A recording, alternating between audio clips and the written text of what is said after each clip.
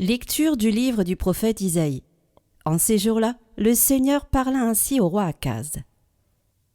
Demande pour toi un signe de la part du Seigneur ton Dieu, au fond du séjour des morts ou sur les sommets là-haut. Akaz répondit : Non, je n'en demanderai pas, je ne mettrai pas le Seigneur à l'épreuve. Isaïe dit alors : Écoutez, maison de David, il ne vous suffit donc pas de fatiguer les hommes, il faut encore que vous fatiguiez mon Dieu. C'est pourquoi le Seigneur lui-même vous donnera un signe. Voici que la Vierge est enceinte, elle enfantera un fils, qu'elle appellera Emmanuel, c'est-à-dire Dieu avec nous.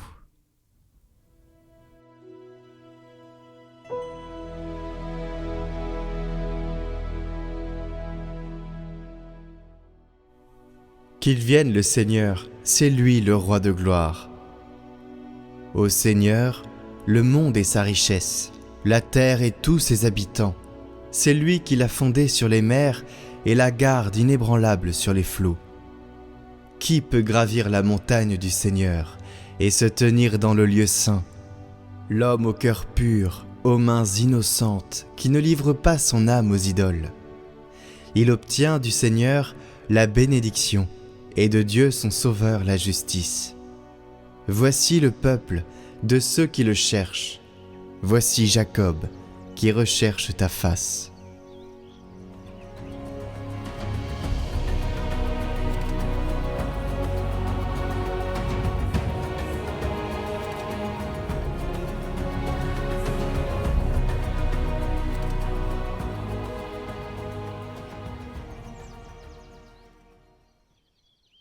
Évangile de Jésus-Christ selon saint Luc.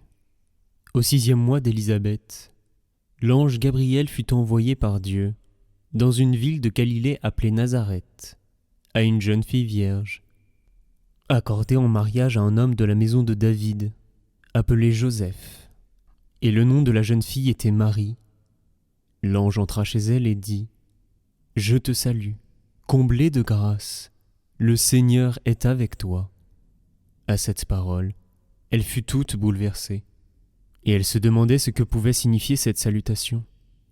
L'ange lui dit alors : Sois sans crainte, Marie, car tu as trouvé grâce auprès de Dieu. Voici que tu vas concevoir et enfanter un fils. Tu lui donneras le nom de Jésus. Il sera grand, il sera appelé Fils du Très-Haut. Le Seigneur Dieu lui donnera le trône de David son père. Il régnera pour toujours sur la maison de Jacob, et son règne n'aura pas de fin. Marie dit à l'ange : Comment cela va-t-il se faire, puisque je ne connais pas d'homme ? L'ange lui répondit : L'Esprit Saint viendra sur toi, et la puissance du Très-Haut te prendra sous son ombre. C'est pourquoi celui qui va naître sera saint. Il sera fils de Dieu. Or, voici que, dans sa vieillesse, Élisabeth, ta parente, a conçu elle aussi un fils, et en est à son 6e mois, alors qu'on l'appelait la femme stérile, car rien n'est impossible à Dieu. Marie dit alors : Voici la servante du Seigneur, que tout m'advienne selon ta parole. Alors l'ange la quitta.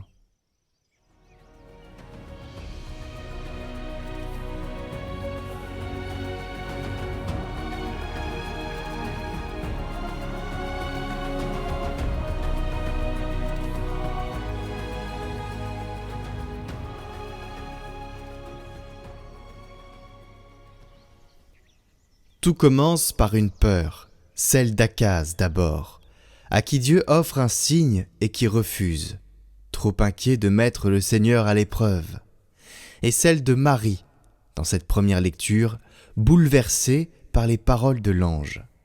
Mais là où le roi se ferme à la promesse, la jeune fille de Nazareth ouvre son cœur à l'inattendu de Dieu. Sois sans crainte, Marie. Ces mots traversent les siècles. Ils disent à chacun de nous que notre foi n'est pas l'absence de trouble, mais la confiance au cœur du trouble. Marie ne comprend pas, mais elle accueille, elle ne méprise rien, à l'instar de saint Joseph lors de son songe. Elle consent à tout. En elle, Dieu trouve enfin une demeure.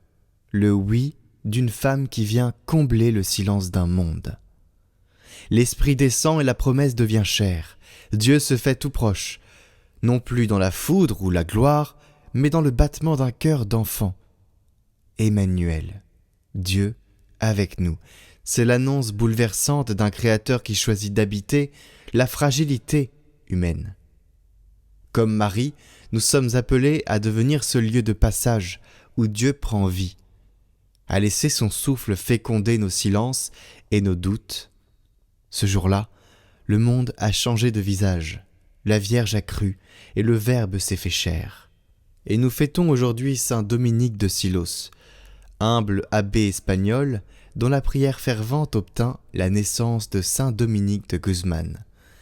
Il nous apprend, lui aussi, que la fécondité naît toujours de la foi, celle qui se tient comme Marie dans le silence confiant de l'attente. Saint Dominique, priez pour nous.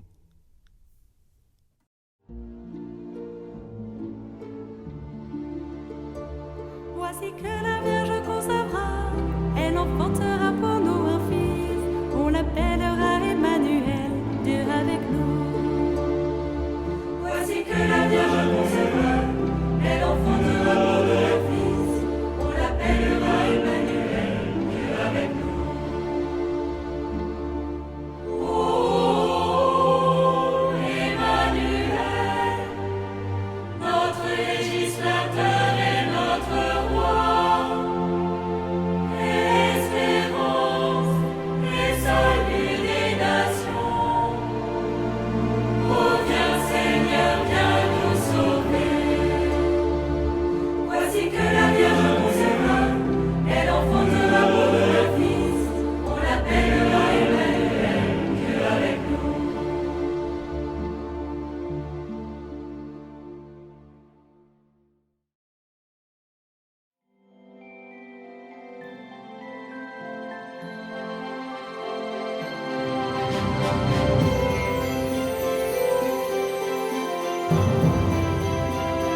Aujourd'hui, samedi 20 décembre, regardons l'humilité de Marie.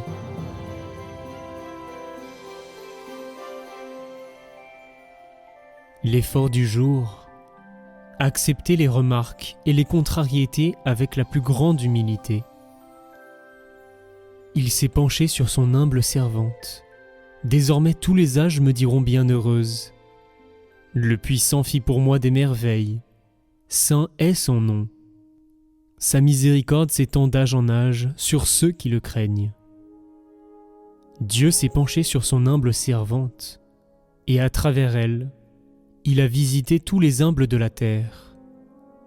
Par cette sollicitude de Dieu, nous savons que rien ne peut nous arriver sans sa permission divine, pour le plus grand bien qui soit, l'union d'amour avec notre âme. Dieu aime notre pauvreté. Grâce à elle, il peut nous combler de la richesse infinie de sa miséricorde. Marie peut exulter de joie dans le Seigneur, parce qu'elle est profondément humble. Elle sait que l'enfant qu'elle porte en elle est le Fils de Dieu, mais ne s'en glorifie pas de manière humaine et orgueilleuse. Préparez nos cœurs dans cette dernière ligne droite, qui nous conduira au berceau de l'enfant Dieu, sous votre regard et celui du bienheureux Joseph. Ô Mère de miséricorde, en nous agenouillant devant Jésus, nous méditerons ces admirables paroles du Magnificat, que l'Esprit Saint fit jaillir de votre bouche. Oui, vraiment, le Seigneur fit pour nous des merveilles. Saint est son nom.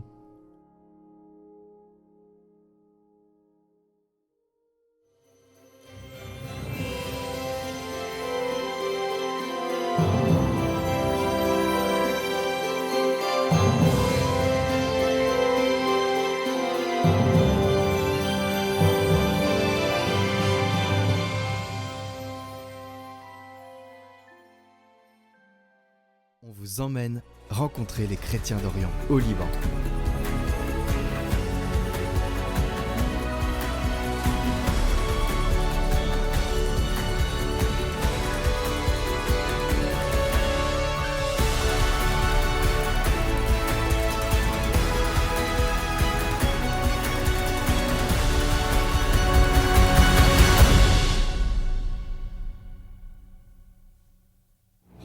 On est juste devant le silo qui a explosé. Vous pouvez le voir derrière moi, c'est le toit qui se tient. Et alors on peut voir que le quartier a été complètement soufflé. Là vous avez un immeuble, il n'y a plus aucune fenêtre, il n'y a plus rien dedans. Là pareil, vous avez un immeuble qui est complètement vide et tout a été soufflé. Et bon là aussi on le voit. Donc c'est assez impressionnant. Après avoir été dans la zone sinistrée par l'explosion du silo à Beyrouth, on s'est dirigé vers un EHPAD. Un EHPAD où on a pu voir l'action de l'œuvre d'Orient. Cet après-midi, on est allé dans un EHPAD où on s'est retrouvé un peu démunis parce que la mère supérieure qui devait nous accueillir n'était pas tout à fait au courant qu'on allait filmer, n'était pas du tout d'accord pour qu'on filme les pensionnaires. Nous accueillons des personnes âgées, pour la plupart dépendantes. Nous avons actuellement 70 résidents. Ici, on travaille beaucoup à la fois entre chrétiens et musulmans. Enfin, le personnel ici, les aides-soignants, sont surtout des musulmans. C'est une relation très respectueuse, ils sont assez curieux et c'est une relation hyper ouverte. Notre mission est très importante au Liban, étant donné qu'il y a beaucoup de familles qui s'expatrient et qui laissent leurs personnes âgées seules. Après l'EHPAD, la journée était déjà finie, c'était un jour de repos. Vous allez voir que tous les soirs, quand on rentrait, il fallait faire la cérémonie de l'escalade. On est obligé d'escalader tous les soirs parce que, en fait, on n'a même pas la clé pour rentrer chez nous.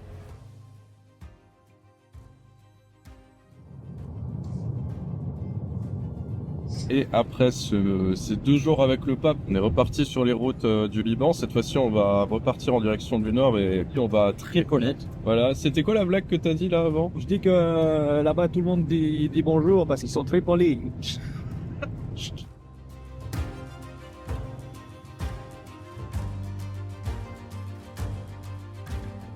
À notre arrivée à Tripoli, on était très étonnés puisque Beyrouth, c'est pas du tout ça. Beyrouth, c'est un peu développé quand même. Il y a des restaurants, il y a des chaînes, il y a des établissements, il y a des commerces. Et là, on arrive dans une ville où on a l'impression qu'on n'est pas dans le même pays. Et ce qui nous a impressionné, c'est qu'on avait rendez-vous donc avec le père Georges, qui est directeur d'une école. Et sur les façades, juste à côté de l'école, il y avait des impacts de balles très nombreux sur les façades. Et vraiment, c'était un peu saisissant, quoi.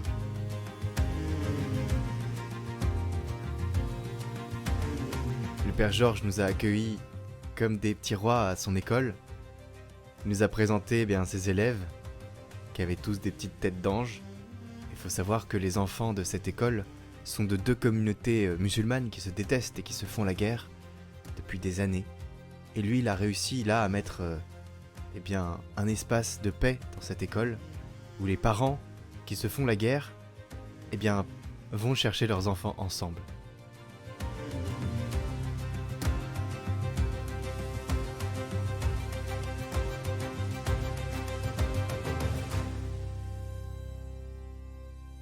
Je suis le directeur. On a bâti l'école sur les terrains de l'église. Nous sommes dans à la moitié des 2 régions. Il y a la région alaouite et la région sunnite. Historiquement, il y a un malentendu entre les deux. Il y avait la haine entre les deux.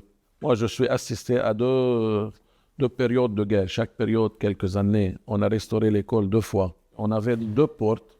L'une mène à la région alaouite et l'autre à la région sunnite. Mais on a ouvert une seule porte pour que les gens se rencontrent toujours, pour qu'ils parlent toujours, pour qu'ils se croisent, pour penser que l'autre est comme moi. Si on vit ensemble, si on rit ensemble, si on mange ensemble, alors je vais voir que l'autre n'est pas autre que moi. On peut faire une vie ensemble. Je suis convaincu que nos jeunes, nos petits, si dès maintenant, ils savent vivre avec respect de l'autre. Et quand ils grandissent, ils vont avoir ces habitudes. Il a confiance dans sa mission alors qu'il est entouré de musulmans. Il est là comme une petite lumière qui tient bon malgré tout dans ce service pour faire rayonner le Christ autour de lui.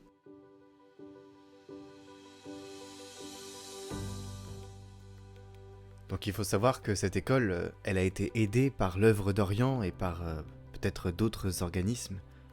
Ils ont, grâce à eux, de l'électricité.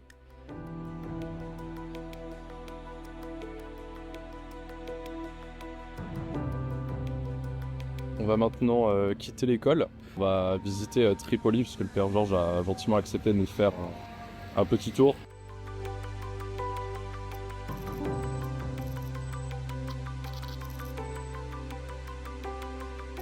On a pu marcher dans les rues de Tripoli avec le père Georges. Il est connu par tout le monde l'arrêtait pour le saluer. Ils étaient très chaleureux avec lui. Il faut savoir que eux se posent la question de savoir pourquoi un prêtre catholique tient une école au milieu de terres musulmanes et les aide.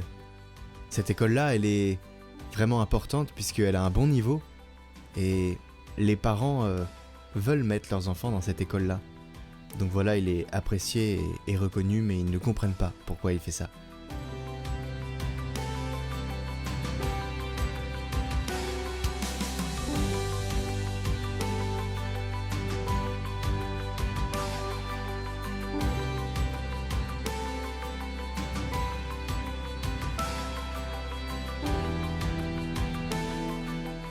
Dans les rues de Tripoli, le père Georges nous a montré la rue des églises, où il y avait avant une dizaine d'églises qui étaient là.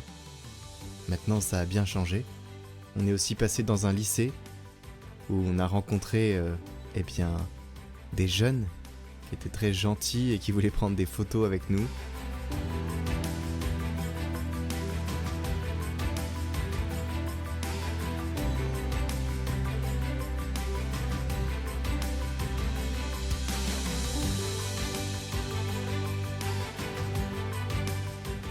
On a aussi visité la cathédrale orthodoxe de Tripoli, avec des icônes qui dataient de très longtemps, de plusieurs siècles. Et encore une fois, le père Georges a pris du temps pour nous, à l'instar du père Annie, et on lui est vraiment très reconnaissant parce qu'il nous a raconté beaucoup de choses sur le Liban, sur sa vie, sur son expérience.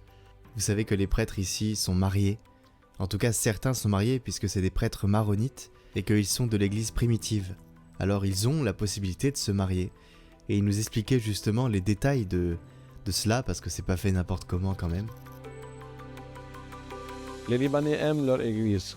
Ils sont attachés aux églises. Merci beaucoup. Merci.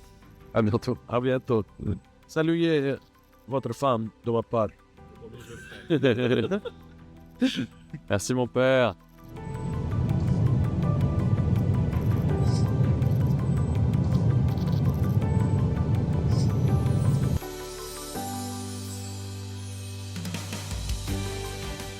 J'avais été invité par la mère supérieure de la Sainte Famille maronite, Marie-Antoinette, lorsque je visiterai le Liban, et nous avons une belle rencontre avec elle. Elle nous a présenté une figure particulièrement intéressante, autour d'un petit thé et de petits gâteaux super délicieux.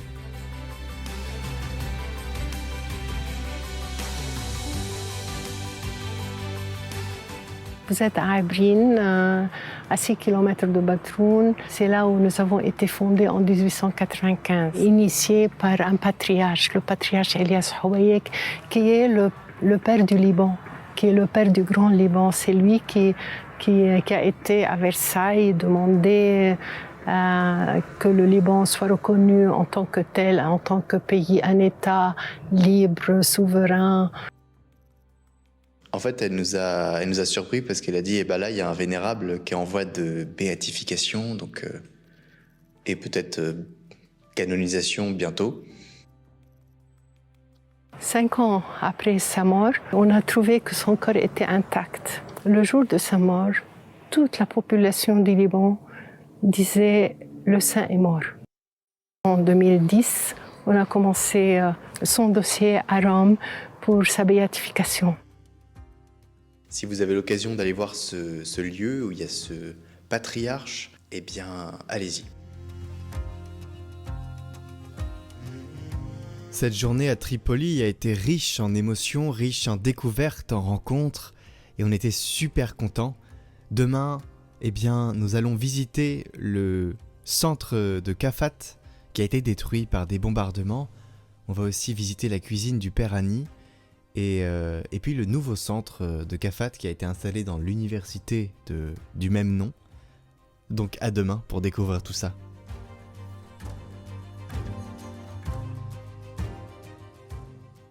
Chers amis, la mission Catoglade a besoin de vous. Nous faisons un appel aux dons pour continuer notre mission à distribuer et répandre la parole avec de multiples projets. Merci à vous de nous soutenir. Faites un don pour la mission Reçu fiscal possible, le lien est dans la description. Nous vous remercions pour votre soutien et vos prières.